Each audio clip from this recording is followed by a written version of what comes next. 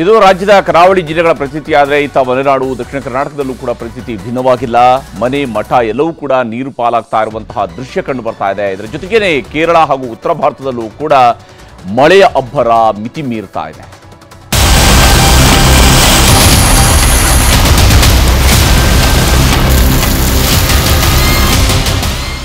ಎಲ್ಲೆಲ್ಲೂ ವರುಣನ ಆರ್ಭಟ. ಹೆದ್ದಾರಿಗಳನ್ನೇ ನುಂಗಿ ಹಾಕ್ತಿದ್ದಾನೆ. ಸೇತುವೆಗಳು ಲೆಕ್ಕಕ್ಕೆ ಇಲ್ಲ. ಊರುಗಳಂತೂ ನೀರಲ್ಲಿ ತೇಲುತ್ತಿವೆ. ಇದು ಪುನರ್ವಸು ಮಳೆಯಿಂದ ರಾಜ್ಯದಲ್ಲಾಗಿರೋ ಪರಿಸ್ಥಿತಿ. ಕೊಡಗಿನಲ್ಲಿ ಮಳೆ ಸುರಿಯುತ್ತಿದ್ದು ಭಾಗಮಂಡಲದ ತ್ರಿವೇಣಿ ಸಂಗಮದಲ್ಲಿ ನೀರಿನ ಮಟ್ಟ ಏರಿಕೆಯಾಗಿದೆ.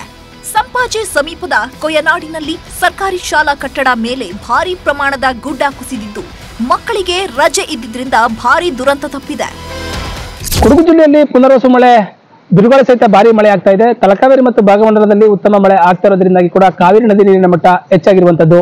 ಈಗ ಕಾವೇರಿ ನದಿ ಅಂದ್ರೆ ಇದು ಕುಶಲನಗರ ಭಾಗದಲ್ಲಿರುವಂತಹ, ಕುಶಲನಗರ ಮತ್ತೆ ಮೈಸೂರು ಗಡಿ ಭಾಗದಲ್ಲಿರುವಂತಹ ಕಾವೇರಿ ನದಿ ಅಪಾಯ ಮಟ್ಟ ಮೀರಿ ಹರಿತಾ ಇದೆ. ನದಿ ಪಾತ್ರದಲ್ಲಿರುವಂತಹ ಜನರಿಗೆ ಸುರಕ್ಷಿತ ಸ್ಥಳಗಳಿಗೆ ತೆರಳುವಂತೆ ಜಿಲ್ಲಾಡಳಿತ ಈಗಾಗಲೇ ಸೂಚನೆಯನ್ನು ಕೂಡ ನೀಡಿರುವಂತದ್ದು. ಕೇರಳ ಭಾಗದ ಕಬಿನಿ ಜಲಾನಯನ ಪ್ರದೇಶದಲ್ಲಿ ಭಾರಿ ಮಳೆಯಾಗ್ತಿದೆ. ಹೀಗಾಗಿ ಕಬಿನಿ ಜಲಾಶಯದಿಂದ 20,000 ಕ್ಯೂಸೆಕ್ ನೀರು ಬಿಡುಗಡೆ ಮಾಡಲಾಗಿದ್ದು ಕಪಿಲಾ ನದಿ ಅಪಾಯದ ಮಟ್ಟ ಮೀರಿ ಹರಿಯುತ್ತಿದೆ. ಇತ್ತ ಟಿ ನರಸೀಪುರ ತ್ರಿವೇಣಿ ಸಂಗಮದಲ್ಲಿ ಎತ್ತ ನೋಡಿದ್ರು ಬರೀ ನೀರೇ ನೀರು. ಮಲೆನಾಡಿನ ಪಶ್ಚಿಮ ಘಟ್ಟ ಸಾಲಿನಲ್ಲಿ ಮಳೆ ಅಬ್ಬರಿಸುತ್ತಿರುವ ಹಿನ್ನೆಲೆ ಬಾಳೆಹೊನ್ನೂರು ಸಮೀಪ ಅಪಾಯ ಮಟ್ಟ ಮೀರಿ ಭದ್ರಾ ನದಿ ಬೋರ್ಗರೆಯುತ್ತಿದೆ. ಹೊರನಾಡು ಕಳಸ ಸಂಪರ್ಕ ಕಲ್ಪಿಸೋ ಹೆಬ್ಬಾಳೆ ಸೇತುವೆ ಸಂಪೂರ್ಣ ಮುಳುಗಿ ಹೋಗಿದೆ. ಗಾಜನೂರಿನ ತುಂಗಾ ಅಣೆಕಟ್ಟು ಭರ್ತಿಯಾಗಿದೆ. ಡ್ಯಾಂನಿಂದ 61,757 ಕ್ಯೂಸೆಕ್ ನೀರನ್ನ ಹೊರಬಿಡಲಾಗ್ತಿದ್ದು ಶಿವಮೊಗ್ಗ ನಗರದಲ್ಲಿರುವ ತುಂಗಾ ಮಂಟಪ ಮುಳುಗಡೆಯಾಗಿದೆ. ಹಾಸನ ಜಿಲ್ಲೆಯ ಮಲೆನಾಡು ಭಾಗದಲ್ಲಿ ಗಾಳಿ ಸಮೇತ ಜೋರು ಮಳೆಯಾಗ್ತಿದೆ. ಸಕಲೇಶಪುರ ತಾಲೂಕಿನ 16 ಗ್ರಾಮಗಳಿಗೆ ವಿದ್ಯುತ್ ಸಂಪರ್ಕ ಕಡಿತಗೊಂಡಿದೆ. ಹಾವೇರಿ ಜಿಲ್ಲೆಯಲ್ಲಿ ವರದಾ ನದಿ ಮೈದುಂಬಿ ಹರಿಯುತ್ತಿದೆ. ನೀರಿನ ರಭಸಕ್ಕೆ ಸವಣೂರು ತಾಲೂಕಿನ ಕಳಸೂರು ಗ್ರಾಮದ ಅಣೆಕಟ್ಟು ಮುಳುಗಡೆಯಾಗಿದೆ. ಇನ್ನು ರಾಯಚೂರು, ಬೆಳಗಾವಿ, ವಿಜಯಪುರದಲ್ಲೂ ಇದೇ ಪರಿಸ್ಥಿತಿ. ಕರ್ನಾಟಕ ಮಾತ್ರವಲ್ಲ, ನೆರೆಯ ಕೇರಳದಲ್ಲೂ ಇದೇ ಪರಿಸ್ಥಿತಿ. ಎರ್ನಾಕುಲಂನ ಆಳುವ ಮಣಪ್ಪುರಂ ದೇವಾಲಯ ಸಂಪೂರ್ಣ ಮುಳುಗಡೆಯಾಗಿದೆ. ಅತ್ತ ಗುಜರಾತ್ನ ಅರಾವಳಿ ಪ್ರದೇಶ ವಲ್ಸಾದ್, ಸೂರತ್ನಲ್ಲೂ ಭಾರೀ ಪ್ರವಾಹ ಉಂಟಾಗಿದ್ದು ಜನರು ಪರದಾಡ್ತಿದ್ದಾರೆ. ಅಸ್ಸಾಂನಲ್ಲಿ ಮಳೆರಾಯ ಕೊಂಚ ಬಿಡುವು ನೀಡಿದ್ದಾನೆ. ಆದರೆ ಪ್ರವಾಹದಿಂದಾದ ಹಾನಿಗೆ ಜನ ಕಣ್ಣೀರಿಡೋ ಪರಿಸ್ಥಿತಿ ಬಂದಿದೆ. ಈ ಬಗ್ಗೆ ಮಾಹಿತಿ ಪಡೆದಿರುವ ಕೇಂದ್ರ ಗೃಹ ಸಚಿವ ಅಮಿತ್ ಶಾ ಅಗತ್ಯ ನೆರವಿನ ಭರವಸೆ ನೀಡಿದ್ದಾರೆ. Bureau report, news 18. ಇನ್ನು ವಿಧಾನಮಂಡಲ ಅಧಿವೇಶನದ 2ನೇ ದಿನದಲ್ಲೂ ಕೂಡ ಹಗರಣಗಳ ಸದ್ದು ಬಹಳ ಜೋರಾಗಿತ್ತು. ವಾಲ್ಮೀಕಿ ಹಗರಣವನ್ನು ಮುಂದಿಟ್ಟುಕೊಂಡು ವಿಪಕ್ಷಗಳು ಸರ್ಕಾರದ ವಿರುದ್ಧ ಮುಗಿಬಿದ್ದರೆ ಬಿಜೆಪಿ ಅವಧಿಯಲ್ಲಿನ ವಿವಾದಗಳನ್ನು ಕೆದಕಿ ಪ್ರತಿಪಕ್ಷಕ್ಕೆ ಆಡಳಿತ ಪಕ್ಷ ತಿರುಗೇಟು ಕೊಡುವಂತಹ ಕೆಲಸವನ್ನು ಮಾಡಿದೆ. ಯಾವ ಸ್ವರೂಪದಲ್ಲಿ ಇವತ್ತು ಸದನದಲ್ಲಿ ಸಮರ ಸಾಗಿತ್ತು ಅನ್ನೋದನ್ನು ನಿಮಗೆ ತೋರಿಸ್ತೀನಿ. 2ನೇ ದಿನವೂ ಅಧಿವೇಶನದಲ್ಲಿ ವಾಲ್ಮೀಕಿ ವಾಗ್ಯುದ್ಧ. ಮುಂಗಾರು ಅಧಿವೇಶನದಲ್ಲಿ ಹಗರಣಗಳದ್ದೇ ಆರ್ಭಟ. ನಿನ್ನೆ ಅಧಿವೇಶನ ಆರಂಭವಾಗ್ತಿದ್ದಂತೆ ವಿಧಾನಸಭೆಯಲ್ಲಿ ವಾಲ್ಮೀಕಿ ಮೂಡಾ ಹಗರಣದಲ್ಲಿ ಸರ್ಕಾರದ ವಿರುದ್ಧ ಮುಗಿಬಿದ್ದಿದ್ದ ಬಿಜೆಪಿ ಇಂದು ಕೂಡ ತನ್ನ ಪ್ರತಾಪ ತೋರಿದೆ. ಹಗರಣದ ವಿಚಾರ ಎತ್ತಿ ಸಿಎಂ ಡಿಸಿಎಂ ವಿರುದ್ಧ ಮುಗಿಬೀಳಿತು. ಎಸ್ಐಟಿ ತನಿಖೆ ಮೇಲೆ ನಮಗೆ ವಿಶ್ವಾಸವಿಲ್ಲ, ಪ್ರಕರಣವನ್ನ ಸಿಬಿಐ ತನಿಖೆಗೆ ನೀಡಬೇಕು ಅಂತ ಒತ್ತಾಯಿಸಿದ್ರು. ಹಗರಣಗಳ ಪಿತಾಮಹ ವರ್ಸಸ್ ಭ್ರಷ್ಟಾಚಾರದಲ್ಲಿ ಅವರಪ್ಪ. ಪ್ರಶ್ನೋತ್ತರ ಕಲಾಪದ ಮಧ್ಯೆ ವಾಲ್ಮೀಕಿ ಹಗರಣದ ವಿಚಾರ ಪ್ರಸ್ತಾಪಿಸಿದ ಬಿಜೆಪಿ ನಾಯಕರು ಸಿಎಂ ವಿರುದ್ಧ ಏರು ಧ್ವನಿಯಲ್ಲಿ ಮಾತನಾಡಿದ್ರು. ಅಲ್ಲದೆ ಬೆಳಿಗ್ಗೆ ಸದನದಲ್ಲಿ ಸಿಎಂ ಹಾಜರಿರದೆ ಇದ್ದಿದ್ದಕ್ಕೆ ಅಶ್ವತ್ಥನಾರಾಯಣ ಆಕ್ಷೇಪ ವ್ಯಕ್ತಪಡಿಸಿದ್ರು. ಈ ವೇಳೆ ಡಿಕೆಶಿ ಅಶ್ವತ್ಥನಾರಾಯಣನೇ ಹಗರಣಗಳ ಪಿತಾಮಹ ಅಂತ ಜರಿದ್ರು. ಇಬ್ಬರ ವಾಗ್ಯುದ್ಧದ ಮಧ್ಯಪ್ರವೇಶಿಸಿದ ಸುನಿಲ್ ಕುಮಾರ್ ನೀವು ಭ್ರಷ್ಟಾಚಾರದಲ್ಲಿ ಅವರಪ್ಪ ಅಂತ ತಿರುಗೇಟು ಕೊಟ್ರು. ಅಲ್ಲದೆ ಡಿಕೆಶಿ ಕ್ಷಮೆ ಕೇಳುವಂತೆ ಪಟ್ಟು ಹಿಡಿದ್ರು.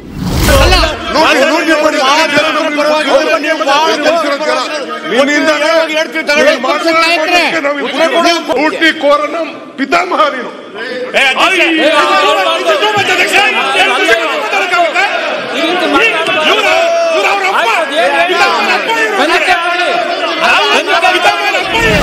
ಕಲಾಪದಲ್ಲಿ ಪರಸ್ಪರ ವಾಕ್ಸಮರ ಜೋರಾಗಿದ್ದರಿಂದ ಕಲಾಪವನ್ನ ಕೆಲಕಾಲ speaker ಮುಂದೂಡಿದ್ರು.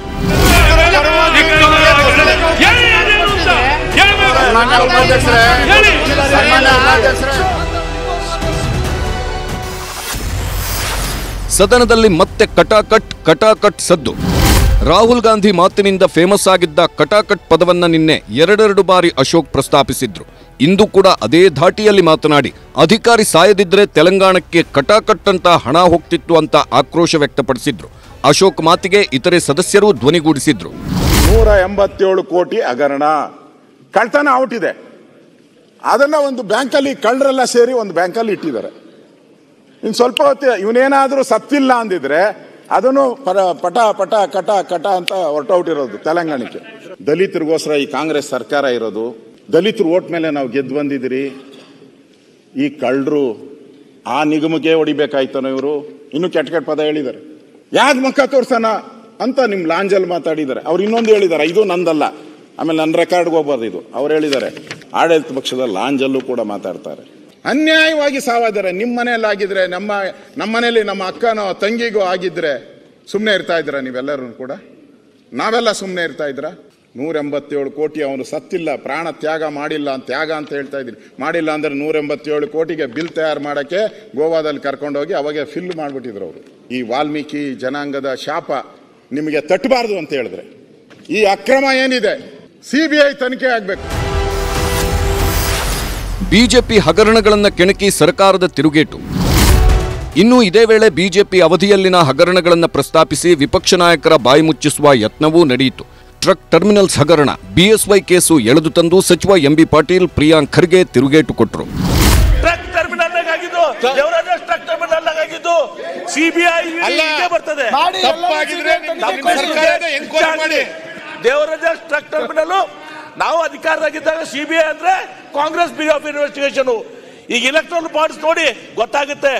Raid, income tax raid, electoral bond ಖರೀದಿ, CBI ರೇಡು, ಇಲೆಕ್ಟ್ರಲ್ ಬಾಂಡ್ ಖರೀದಿ.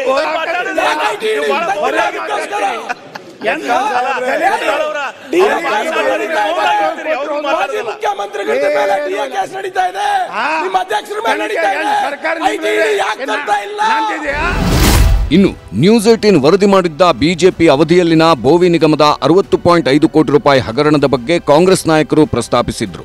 ಈ ಮೂಲಕ ಬಿಜೆಪಿ ನಾಯಕರಿಗೆ ತಿರುಗೇಟು ಕೊಟ್ಟರು. ಘೋರ ಅಪರಾಧಗಳು ನಡೆದಿದೆ ಬಿಜಾಪುರದಲ್ಲಿ. ನಿಮ್ಮ ಬಿಜಾಪುರದಲ್ಲಿ ಅಕೌಂಟ್ ಅಲ್ಲಿ ಅಕ್ರಮ ನಡೆದಿದೆ. ಬೋವಿ ಅಭಿವೃದ್ಧಿ ನಿಗಮದಲ್ಲಿ ಗುಲ್ಬರ್ಗಾದಲ್ಲಿ ನಡೆದಿದೆ. ಗುಲ್ಬರ್ಗಾದ ಮೇಲ್ಮನೆ ಸದಸ್ಯರ ಮಗನ ಅಕೌಂಟ್ಗೆ ನೇರವಾಗಿ ಹಣ ವರ್ಗಾವಣೆ ಆಗಿದೆ. I am on record. ಹೇಗೆ ನಡೆದಿದೆ ಇದೆಲ್ಲ?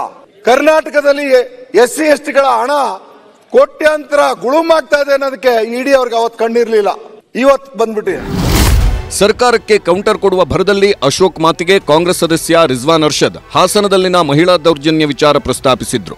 ಈ ವೇಳೆ ಎದ್ದು ನಿಂತ HD ರೇವಣ್ಣ, ನನ್ನ ಮಗ ತಪ್ಪು ಮಾಡಿದ್ರೆ ಗಲ್ಲಿಗೇರಿಸಿ ಅಂತ ಭಾವುಕರಾಗಿದ್ದಲ್ದೆ ಪೊಲೀಸರ ವಿರುದ್ಧ ರೊಚ್ಚಿಗೆದ್ರು.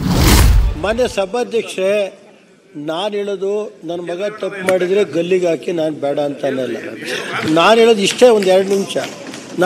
ನಾನು ವಹಿಸ್ಕೊಳಕ್ಕೆ ಬಂದಿಲ್ಲ, ಇಲ್ಲಿ ಚರ್ಚೆ ಮಾಡೋಕ್ಕೆ ಬಂದಿಲ್ಲ. ನನ್ನ ಮೇಲೆ ಯಾರೋ ಹೆಣ್ಮಗುರು ಕರ್ಕೊಂಬಂದು DG ಆಫೀಸ್ನಲ್ಲಿ DG ಬರೆಸ್ಕೊತಾನೆ ಕಂಪ್ಲೇಂಟ್ ಅಂದರೆ ಅವ್ನು DG ಆಗಕ್ಕೆ ನಾಲಾಯಕೇನ್ರಿ? Unfit to the DG.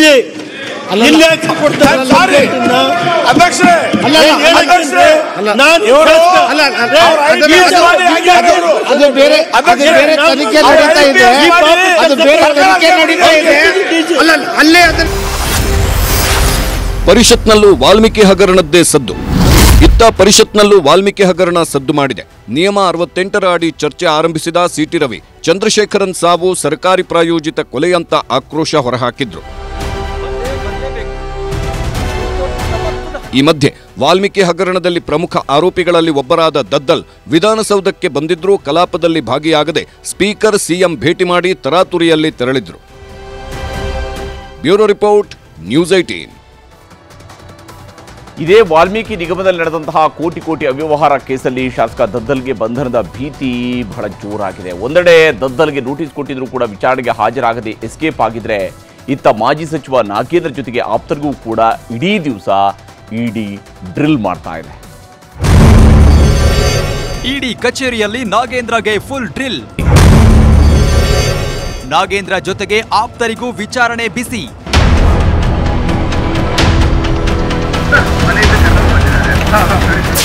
ಇಡಿ ಕಸ್ಟಡಿಯಲ್ಲಿರೋ ನಾಗೇಂದ್ರ ಅವರನ್ನ ಇಂದು ಅಧಿಕಾರಿಗಳು ವಿಚಾರಣೆಗೆ ಒಳಪಡಿಸಿದ್ರು. ಈ ವೇಳೆ ನಾಗೇಂದ್ರ ಪಿಎಸ್ ದೇವೇಂದ್ರಪ್ಪ ಹಾಗೂ ಪಿಎ ಹರೀಶ್ರನ್ನ ಕಚೇರಿಗೆ ಕರೆಸಿಕೊಂಡು ಆರೋಪಿಗಳನ್ನ ಮುಖಾಮುಖಿ ಕೂರಿಸಿ ವಿಚಾರಣೆ ಮಾಡಿದ್ರು. ಇನ್ನು ಇಡಿ ಅಧಿಕಾರಿಗಳ ವಿರುದ್ಧವೇ ನಾಗೇಂದ್ರ ಕೋರ್ಟ್ಗೆ ಅರ್ಜಿ ಸಲ್ಲಿಸಿದ್ದಾರೆ. ಆ ಅರ್ಜಿ ವಿಚಾರಣೆ ಇಂದು ಜನಪ್ರತಿನಿಧಿಗಳ ನ್ಯಾಯಾಲಯದಲ್ಲಿ ವಿಚಾರಣೆಗೆ ಕೈಗೆತ್ತಿಕೊಳ್ಳಲಾಗಿತ್ತು. ಈ ಮಧ್ಯೆ ಇಡಿ ಅಧಿಕಾರಿಗಳು ನಾಗೇಂದ್ರ ಅವರನ್ನ ಸರಿಯಾಗಿ ನಡೆಸಿಕೊಳ್ತಿಲ್ಲ, ಬಲವಂತವಾಗಿ ಹೇಳಿಕೆ ದಾಖಲಿಸಿಕೊಳ್ಳೋ ಯತ್ನ ಆಗ್ತಿದೆ, ಜೊತೆಗೆ ಹಗರಣ ಒಪ್ಪಿಕೊಳ್ಳುವಂತೆ ಹಿಂಸೆ ಕೊಡ್ತಿದ್ದಾರೆ, ವಕೀಲರ ಭೇಟಿಗೂ ಅವಕಾಶ ಕೊಡ್ತಿಲ್ಲ ಅಂತ ನಾಗೇಂದ್ರ ಪರ ವಕೀಲ ಶ್ಯಾಮ್ ಸುಂದರ್ ನ್ಯಾಯಾಲಯದಲ್ಲಿ ವಾದ ಮಾಡಿದ್ರು. ಈ ವೇಳೆ ನ್ಯಾಯಾಧೀಶರು ಇಡಿ ಅಧಿಕಾರಿಗಳಿಗೆ ನೋಟಿಸ್ ಜಾರಿ ಮಾಡಿ ಜುಲೈ 18ಕ್ಕೆ ವಿಚಾರಣೆ ಮುಂದೂಡಿದ್ದಾರೆ.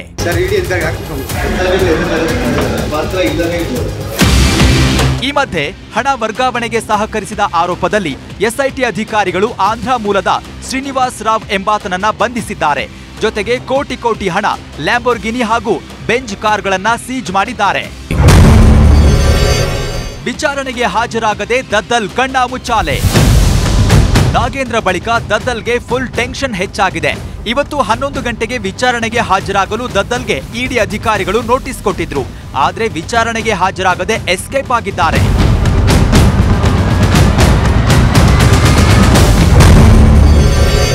ಹಗರಣದ ದುಡ್ಡು ರೈತನ ಖಾತೆಗೆ ಡೆಪಾಸಿಟ್. ನಿಮ್ಮ ಅಕೌಂಟ್ಗೆ ಮತ್ತು ನಿಮ್ಮ ಮಕ್ಕಳ ಅಕೌಂಟ್ಗೆ ಹಣ ಬಂದದ್ದು ನಿಜಾನಾ? ಬಂದಿದ್ರು.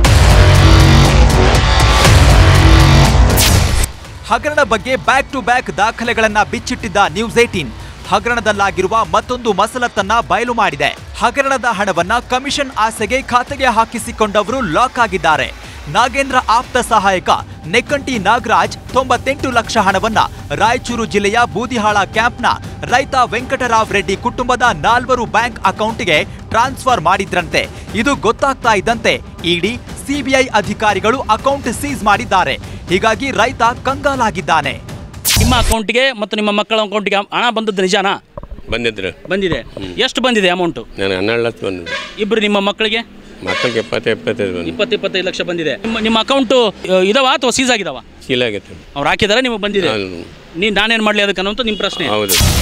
ಒಟ್ನಲ್ಲಿ ವಾಲ್ಮೀಕಿ ಪ್ರಕರಣ ದಿನಕ್ಕೊಬ್ಬರನ್ನ ಸುತ್ತಿಕೊಳ್ತಾ ಇದೆ. ಮುಂದೆ ಇಡಿ ಅಧಿಕಾರಿಗಳು ಮತ್ಯಾರ ಮನೆ ಬಾಗಿಲು ತಡ್ತಾರೋ ಕಾದ್ ನೋಡಬೇಕು. Bureau report, news 18. ನಟ ದರ್ಶನ್ ಅಂಡ್ ಗ್ಯಾಂಗ್ ನಡೆಸಿದ್ದಂತಹ ರೇಣುಕಾಸ್ವಾಮಿ ಕೊಲೆ ಪ್ರಕರಣದಲ್ಲಿ ಈಗಾಗಲೇ ತನಿಖೆ ತೀವ್ರಗತಿಯಲ್ಲಿ ಸಾಗ್ತಾ ಇದೆ. ಕೊಲೆ ಸಂಬಂಧ ಪೊಲೀಸರು ಹಲವು ಆಯಾಮಗಳಲ್ಲಿ ತನಿಖೆಯನ್ನು ಕೈಗೆತ್ತಿಕೊಂಡಿದ್ದು ಶೀಘ್ರದಲ್ಲೇ ನಟ ದರ್ಶನ್ ಅಂಡ್ ಗ್ಯಾಂಗ್ ವಿರುದ್ಧ ಚಾರ್ಜ್ ಶೀಟ್ ಸಲ್ಲಿಕೆಗೂ ಕೂಡ ತಯಾರಿ ನಡೆಸಿದ್ದಾರೆ.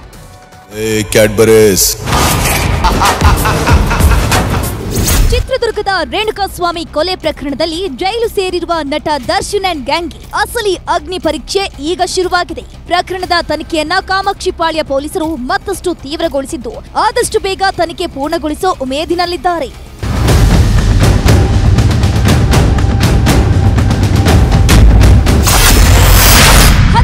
ಆರೋಪಿಗಳು 37 ದಿನ ಚಾರ್ಜ್ ಶೀಟ್ಗೆ ರೆಡಿ. ರೇಣುಕಾಸ್ವಾಮಿ ಕೊಲೆಯಾಗಿ 37 ದಿನಗಳು ಕಳೆದು ಹೋಗಿದೆ. ಪೊಲೀಸರು ದರ್ಶನ್ ಹಾಗೂ ಸ್ನೇಹಿತೆ ಪವಿತ್ರ ಗೌಡ ಸೇರಿದಂತೆ 17 ಆರೋಪಿಗಳನ್ನ ಬಂಧಿಸಿ ವಿಚಾರಣೆಯನ್ನು ನಡೆಸಿ ಜೈಲಿಗೆ ಕಳಿಸಿದ್ದಾಯಿತು. ಸದ್ಯ ಪ್ರಕರಣಕ್ಕೆ ಬೇಕಾದ ಪ್ರತ್ಯಕ್ಷ ಹಾಗೂ ಪರೋಕ್ಷ ಸಾಕ್ಷಿಗಳ ಹೇಳಿಕೆಯನ್ನ ದಾಖಲಿಸಲು ಪ್ರಾರಂಭಿಸಿದ್ದಾರೆ. ಈಗಾಗಲೇ ಕೊಲೆ ಬಗ್ಗೆ 30ಕ್ಕೂ ಹೆಚ್ಚು ಮಂದಿಯ ಹೇಳಿಕೆಯನ್ನ ಬರೆದಿದ್ದಾರೆ. 33 ಸಿಸಿಟಿವಿ ದೃಶ್ಯಗಳು, 180ಕ್ಕೂ ಹೆಚ್ಚು ಸಾಕ್ಷಿಗಳನ್ನ ಕಲೆ ಹಾಕಿದ್ದು ಆದಷ್ಟು ಬೇಗ ಕೋರ್ಟ್ಗೆ ದೋಷಾರೋಪಣಾ ಪಟ್ಟಿ ಸಲ್ಲಿಕೆಗೆ ಮುಂದಾಗಿದ್ದಾರೆ. ಪ್ರಕರಣ ಅದು ತನಿಖೆ ನಡೀತಾ ಇದೆ. ಅದರಲ್ಲಿ ಎಲ್ಲ ಆಯಾಮಗಳಿಂದ ತನಿಖೆಯನ್ನು ಮಾಡ್ತಾ ಇದ್ದೀವಿ ಮತ್ತು ತನಿಖೆಯ ನಂತರ ಅದರ ಚಾರ್ಜ್ ಶೀಟ್ ಅನ್ನು ನಾವು ಸಪ್ಲೈ ಮಾಡ್ತೀವಿ. ಒಂದ್ ಕಡೆ ಪೊಲೀಸರು ಚಾರ್ಜ್ ಶೀಟ್ ಅನ್ನ ರೆಡಿ ಮಾಡ್ಕೊಳ್ತಿದ್ರೆ, ಇನ್ನೊಂದ್ ಕಡೆ ಜೈಲ್ನಲ್ಲಿರುವ ದರ್ಶನ್ ಭೇಟಿಗೆ ಆಪ್ತರ ದಂಡೆ ಜೈಲ್ನತ್ತ ಹರಿದು ಬರ್ತಿದೆ. ದರ್ಶನ್ ಆಪ್ತ ಸ್ನೇಹಿತ ಹರ್ಷ ಮೇಲಂಟ ದರ್ಶನ್ ಭೇಟಿಗೆ ಅಂತ ಜೈಲಿಗೆ ಆಗಮಿಸಿದ್ರು. ಆದ್ರೆ ಭೇಟಿಗೆ ಅವಕಾಶ ಸಿಗದೆ ನಿರಾಸೆಯಿಂದ ವಾಪಸ್ಸಾದ್ರು.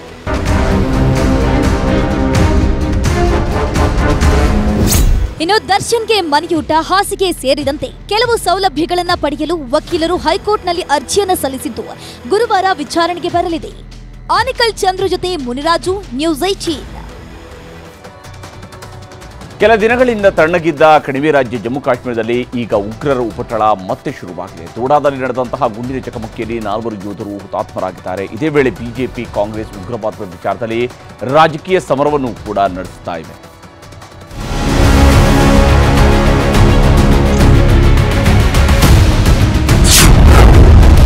ಜಮ್ಮು ಕಾಶ್ಮೀರದಲ್ಲಿ ಮತ್ತೆ ಉಗ್ರರ ಅಟ್ಟಹಾಸ.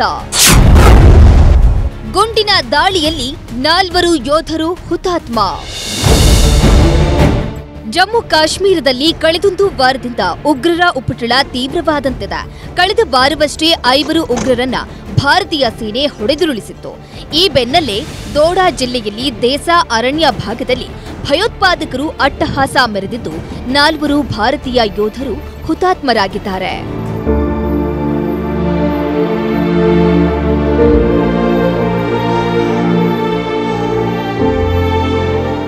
ಉಗ್ರರ ಚಲನವಲನದ ಮೇಲೆ ಕಣ್ಣಿಟ್ಟಿದ್ದ ಸೇನೆ ಕಾರ್ಯಾಚರಣೆ ನಡೆಸಿತ್ತು. ರಾತ್ರಿ ನಡೆದ ಗುಂಡಿನ ಚಕಮಕಿಯಲ್ಲಿ ಓರ್ವ ಆಫೀಸರ್ ಸೇರಿ 5 ಯೋಧರು ಗಾಯಗೊಂಡಿದ್ರು. ಆದರೆ ಚಿಕಿತ್ಸೆ ಫಲಿಸದೆ 4 ಹುತಾತ್ಮರಾಗಿದ್ದಾರೆ. ಕ್ಯಾಪ್ಟನ್ ಬ್ರಿಜೇಶ್ ತಾಪಾ, ನಾಯಕ್ ಡಿ ರಾಜೇಶ್, ಸಿಪಾಯಿ ಬಿಜೇಂದ್ರ ಹಾಗೂ ಸಿಪಾಯಿ ಅಜಯ್ ವೀರ ಮರಣ ಅಪ್ಪಿದ್ದಾರೆ.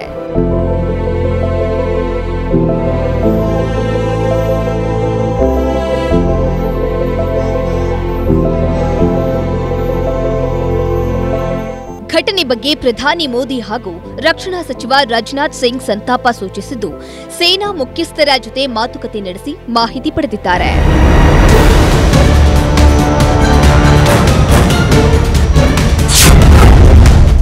ಎರಡು ತಿಂಗಳು 11 ದಾಳಿ, 12 ಯೋಧರು ಹುತಾತ್ಮ. ಕೇಂದ್ರ ಸರ್ಕಾರದ ವಿರುದ್ಧ ರಾಹುಲ್ ಗಾಂಧಿ ಕಿಡಿ. ಈ ಘಟನೆಯನ್ನ ಖಂಡಿಸಿರುವ ಕಾಂಗ್ರೆಸ್ ಬಿಜೆಪಿ ವಿರುದ್ಧ ವಾಗ್ದಾಳಿ ನಡೆಸಿದೆ. ಬಿಜೆಪಿಯ ತಪ್ಪು ನೀತಿಗಳ ಫಲವಾಗಿ ನಮ್ಮ ಸೈನಿಕರು ಪ್ರಾಣ ಕಳೆದುಕೊಳ್ಳುತ್ತಿದ್ದಾರೆ. 2 ತಿಂಗಳಲ್ಲಿ 11ಕ್ಕೂ ಹೆಚ್ಚು ದಾಳಿ ನಡೆದಿದ್ದು 12 ಯೋಧರನ್ನ ಕಳೆದುಕೊಂಡಿದ್ದೇವೆ ಅಂತ ರಾಹುಲ್ ಗಾಂಧಿ ಕಿಡಿಕಾರಿದ್ದಾರೆ. ಹುತಾತ್ಮರಿಗೆ ನನ್ನ ವಿನಮ್ರ ಶ್ರದ್ಧಾಂಜಲಿ ಸಲ್ಲಿಸುತ್ತಾ ಮೃತರ ಕುಟುಂಬಗಳಿಗೆ ಸಂತಾಪ ವ್ಯಕ್ತಪಡಿಸುತ್ತೇನೆ. ನಿರಂತರ ಭಯೋತ್ಪಾದಕ ದಾಳಿಗಳು ಜಮ್ಮು ಮತ್ತು ಕಾಶ್ಮೀರದ ಹದಗೆಟ್ಟ ಸ್ಥಿತಿಯನ್ನು ತೋರಿಸುತ್ತದೆ. ಬಿಜೆಪಿಯ ತಪ್ಪು ನೀತಿಗಳ ಪರಿಣಾಮ ನಮ್ಮ ಸೈನಿಕರು ಮತ್ತು ಅವರ ಕುಟುಂಬಗಳು ಅನುಭವಿಸುತ್ತಿವೆ. ಹುತಾತ್ಮ ಕ್ಯಾಪ್ಟನ್ ಬ್ರಿಜೇಶ್ ತಾಪಾ ಅವರ ಚಿಕ್ಕಪ್ಪ ಯೋಗೇಶ್ ತಾಪಾ ಮಾತನಾಡಿದ್ದು, ಉಗ್ರಗಾಮಿಗಳ ವಿರುದ್ಧ ಕ್ರಮಕ್ಕೆ ಆಗ್ರಹಿಸಿದ್ದಾರೆ. ऑलमोस्ट 5 years हुआ उनका सर्विस. देश शहीद तो देश के लिए तो हुआ है ना, लेकिन जो लॉस हम लोग को हुआ है वो तो कभी भी तो फुलफिल हो ही नहीं है. अब तो लेना चाहिए, लेकिन ऐसा तो डेली मिलिटेंट के साथ डेली हो रहा है, डेली जा रहा है. ऐसा एक्शन अब क्या लेगा? ದೋಡಾ ಟೆರರ್ ದಾಳಿ ಖಂಡಿಸಿ ಜಮ್ಮು ಕಾಶ್ಮೀರದಲ್ಲಿ ದೋಗ್ರಾ ಫ್ರಂಟ್ ಸಂಘಟನೆ ಪ್ರತಿಭಟನೆ ಮಾಡಿತು.